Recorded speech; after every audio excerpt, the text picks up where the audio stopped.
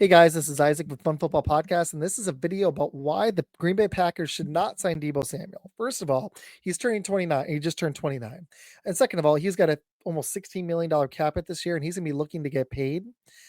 And there are better options. Of all the free agents, T. Higgins is the guy. I would prefer the Packers go try to trade, see if a DK Metcalf's available, see if a Garrett Wilson's available, see if maybe I wouldn't go Cooper Kupp route, but Tyreek Hill.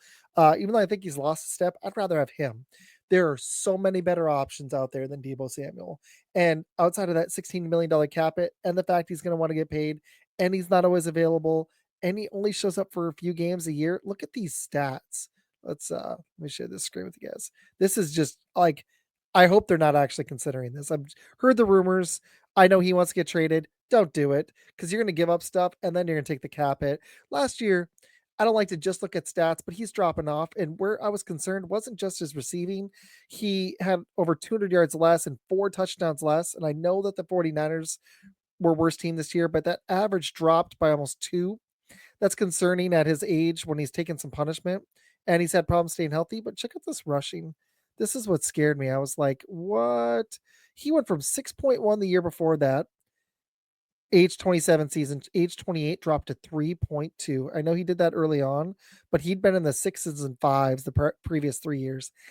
And the biggest problem is the dude just isn't a number one. He's not a number one. We need a number one. We don't need a poor man's Jaden Reed, a washed up Jaden Reed. That's what Deebo Samuel is. We don't need to go that route. The Packers need to stop being cheap, and this is what they should do. They should be looking to draft a receiver in the first round for the first time. Stop being cheap with your position talent. I know they draft and develop receivers well.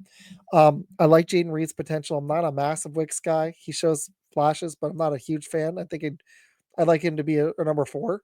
I think it's where he belongs, and that's what he's been. But Christian Watson's too injured for me to like believe that he has a chance to stay healthy anymore. I'm done. I've asked Christian Watson. No thanks. And then Romeo Dubs flashes some potential too, but I think he's better served as a 2 or 3. We need a number 1 to bring out all these other dudes' potential, and the focus won't be on Jaden Reed as much, and maybe we'll see more out of him. And we can see what Jordan Love has if we surround him with some talent. T. Higgins would be the guy I'd go for in free agency, but again, I would prefer them to trade and draft a guy because I'm not very sold on this receiving core. In a lot of big games this year, a lot of the problems Jordan Love and the play calling um, LaFleur and the OC, but Love looked anemic at games, and the receivers just couldn't get open in several big games in the division against Philly and in the playoffs. When you're sitting with like 60 passing yards going in the fourth quarter, you got a problem. And unless we're gonna like get another running back or two and just run Jacobs and those guys on the ground and be the most run heavy team in the league, we better get some more weapons. Don't get me wrong, I like Tucker Kraft. I think another tight end would be good. Not sold on Musgrave. I would like them to bring in 2 receivers this offseason. I'd like them to draft one really early, and I would love for them to trade or sign one. I'm hoping they take this approach aggressively. Players are speaking out about it on the team. It's clearly a need if they want to take the next step as an organization, but do not, I swear, if they trade for Deebo Samuel, that is the last guy I want to get. He looked washed last year. He's now 29, and he's going to want to get paid like a 1, and he's not. If we go back to the stats one last time, he's had 1 season where he was a Pro Bowler. 1. He's been in the league 6 years, started a little late, been in the league 6 years. He's missed time in 1, 2, 3, 4, 5 seasons, so he's often not available. And he only played like a number 1 season. He's an awesome gadget player when he's at his best. He had flashed some potential last year, but I saw the drop off last year. Teams weren't afraid of him anymore. Do not sign him or trade for him. I do not want him. The Packers do not need him.